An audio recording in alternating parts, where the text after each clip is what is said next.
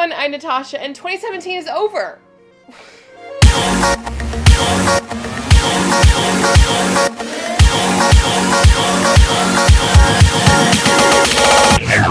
It's finally time to round up my favorite books of the entire year. This last year, I did not talk about books enough on my channel. I never actually really updated you guys on what I was currently reading or my thoughts on those books here on my YouTube channel. Different story on my social medias like Twitter and Instagram, where I talk non-incessantly about myself and what I'm reading. If you want to follow those adventures, I'm Tashapolis everywhere, so you can find me easily. These are my favorite types of videos to do of the year, and I love watching these. I watch so much. I love seeing everyone's roundup of what really influenced them that year. We put so much effort, so much time into reading, and finally it all comes through on one little or long list. Now, my list actually consists of a lot of romance. That's what I read this year, mainly. It was just romance. I'm not sorry.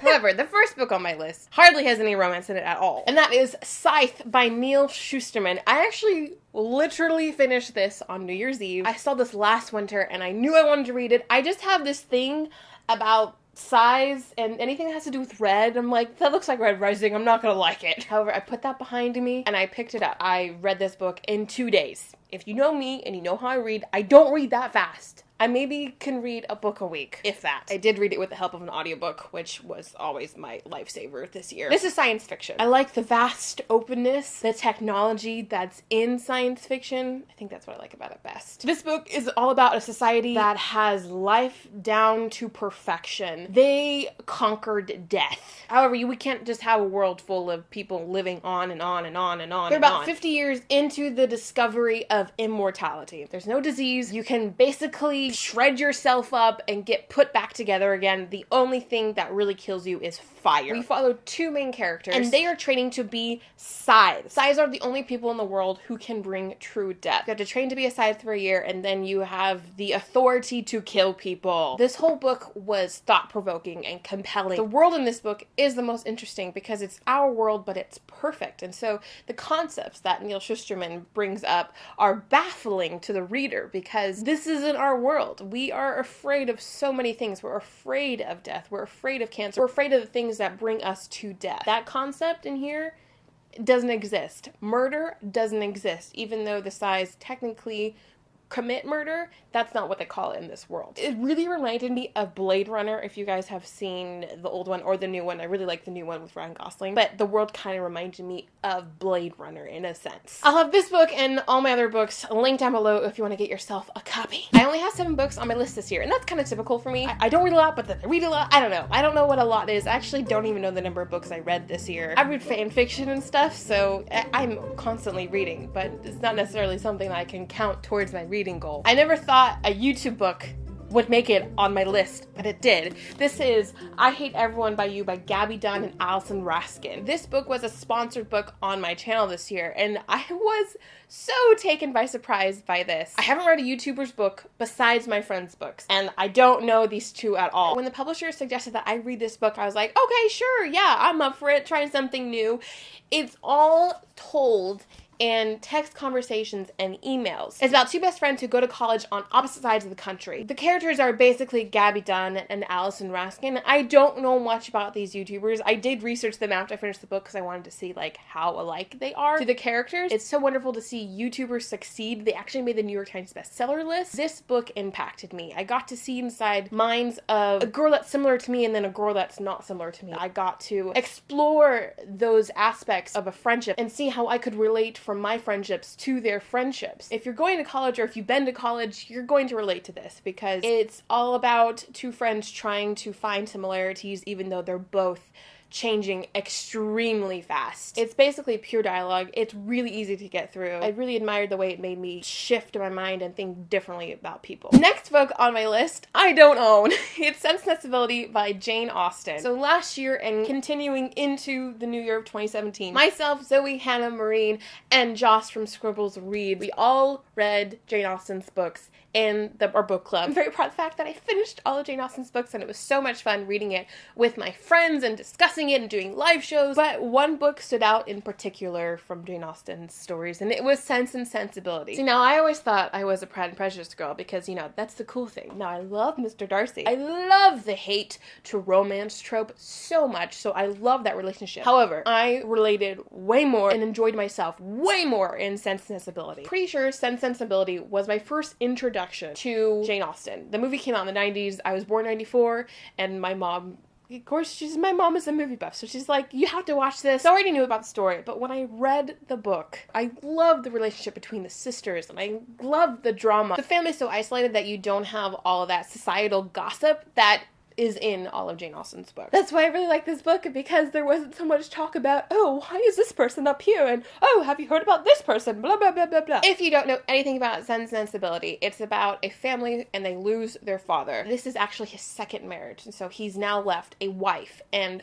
3 daughters. But from his first marriage, he still has a son, so the son inherits everything. They are removed from this lavish lifestyle that they have grown so accustomed to. You basically follow them on their journey of getting used to their new house and where they live now and being taken away from everything that they know. And I relate to that a lot. A lot. Number 4, it's also another classic. Jane Eyre. This tops all of Jane Austen's books. I was enamored. I have seen so many of the adaptations, so I already knew, like, the big twist and what was going to happen at the end. But knowing that, the book still, like, influenced me. I loved it so much. I understand why people love this book so much. I mean, this is huge. How the heck did I get through this? Basically, Jane is a normal, upstanding citizen. She's not used to the lavish lifestyle. She actually is a very humble girl. We meet Jane when she was very young, and she is an orphan. So we follow her from orphan to becoming a governess to a family who is very wealthy. Now, the family is just a man, Mr. Rochester, and Mr. Rochester has a little French girl that he needs someone to teach. Essentially, this book is a romance, and there's a lot of drama and a lot of twists and turns that I really don't want to spoil at all. The 2 main characters are so passionate. All you want is to see Jane have a great life. Things just keep derailing her life. This book really pushed boundaries in its time. Same with Jane Austen's books. It's one of those gothic romances, and if you guys haven't read it or you haven't watched any of the adaptations, I suggest that you do watch those. My favorite adaptation of Jane Eyre was the TV show on BBC. It's on Hulu if you want to watch it. Also, I mean, there's like 500 movies if you ever want to know the story of Jane Eyre. We're getting to my top 3 favorite books of 2017. Yo, what the fuck? My 3rd most favorite book of the year is Waking Gods by Sylvain Neuvel. His book, Sleeping Giants, hit my list last year, was it 2016? 2015? I don't remember. I have the book.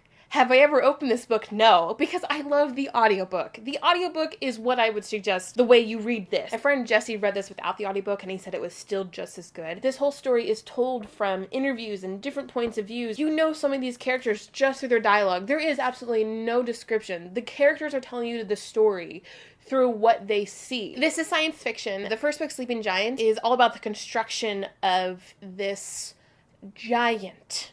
A young girl falls through a hole and falls into this huge metal hand in the forest, and no one knows how it got there, how long it's been buried under the earth, and it's all quite the mystery. And then years later, that same girl is asked to be the head scientist on finding different body parts to make this giant and put it together. It asks questions like, why are these parts here? How do we even operate this thing? How long has this been here, this metal giant? And the second one is... it's like action-packed. This thing is devastating, but also hilarious. And also there's like a romance, and there's so much stuff going in this book. I definitely suggest listening to the audiobook because it has a full cast of characters. It's like basically listening to a TV show. I cannot say more good things about this book. It's so good! If you guys haven't seen, the cover is truly a spectacle. If you open it, this is the head, and there's a window, and then I can't wait till the third one comes out. I'm so excited. But like, I get the arcs and I can't read them because I just want to listen to the audiobook. Hashtag struggle. My top 2 favorite books of 2017. Very hard to figure out which one's my favorite because they're both very similar. It's really hard. Yo, what the fuck? Number 2 is Roomies by Christina Lauren. This book, I love this so much. It's like a contemporary romance. Why am I crying? Stop it.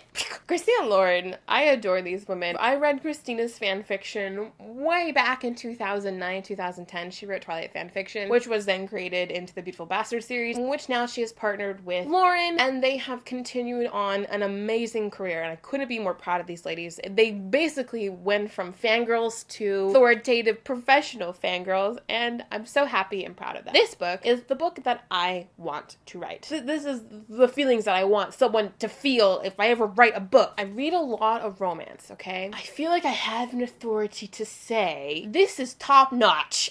Of course it has its cliches. Of course it has its tropes. That's what romance is all about. But that's why we keep reading it, because we find what we love, but we just want to see it in different characters. And I really like these characters. We follow this girl named Holland. She's living in New York. She's not really working. She's being supported by her 2 gay uncles, and one of her uncles is basically the Lin-Manuel Miranda of the fiction world. He created a very, very successful musical on Broadway. Right now, Holland is working in that theater. She got a job because of her uncle. Suddenly, they lose their main musician, and the headlining actor is leaving in a few weeks. They have this huge actor to come in and take his role. They need to find a musician. Now, Holland, on her off time, has been subway stalking this one musician who plays the guitar, and she has quite the crush on him, and she asks him to come in and audition to be the headlining musician of her uncle's musical. Don't look at the cover too closely, because I really don't want to tell you anything else, because it's a romance, and you can't let that much stuff slip. I read this book in like 2 days. We all know I don't read fast, so when that happens, you know it's good. Yo, what the fuck? And lastly, my number 1 book of 2017 is The Hating Game by Sally Thorne. This book has taken over the romance genre this year. This is the one book people tell, romance readers to read if they haven't read it yet. I cannot wait until Sally Thorne puts out another book, because this is the best thing. My favorite trope is hate to love, and this is that. It's slow burn. She doesn't give it to you until the very end. It's a page flipper over and over and over. This is probably the book that I recommended most to my friends in my real life. A lot of my friends in real life have read 50 Shades of Grey, and so they're always like, Natasha, what book should I read next after 50 Shades of Grey? And I used to say, oh, you should read Colleen Hoover's book. Now I say The Hating Game. I didn't read 50 Shades of Grey, but people did because it was a phenomenon. I'm not gonna, judge them, but I'm gonna be like, here, read this. It's better. The Hating Game is set in the publishing world. It's set in writing book world. That's why you want to read it if you watch BookTube, because it's set in the world that we all love. Lucy and Joshua are executive assistants to managers, to the presidents of, to the CEOs, that's the right word, of a publishing company that have merged. Basically like when Penguin and Random House merged and the CEOs were both kept on, and they hate each other. The assistants. They hate, and the CEOs in this book, they hate each other. So there's lots of fire, there's lots of passion, there's lots of games that they play with each other. It's really fun. I'm looking forward to Sally Thorne's next book. It got pushed back. I'm so bummed. I just want it. And Sally Thorne is actually an Australian author, which I think is so cool. That's my list from 2017. I hope you guys get some good reads from this list if you are a romance reader like me. Thanks for being on this journey with me. Thanks for over 100,000 subscribers this year. That was such a treat. Thank you all so much for watching. I will be back with more videos. I'm changing up my schedule. I used to post every Thursday, and that's not really working for me anymore. You all should be checking out Book Chat Show if you want more discussion on books. It's a huge collaborative channel with a few booktubers here. I'll have it linked up above. You should definitely subscribe to our channel. Thank you all so much for watching. I'm Natasha. I'll see you all in a new video. Keep calm and fangirl on. Bye!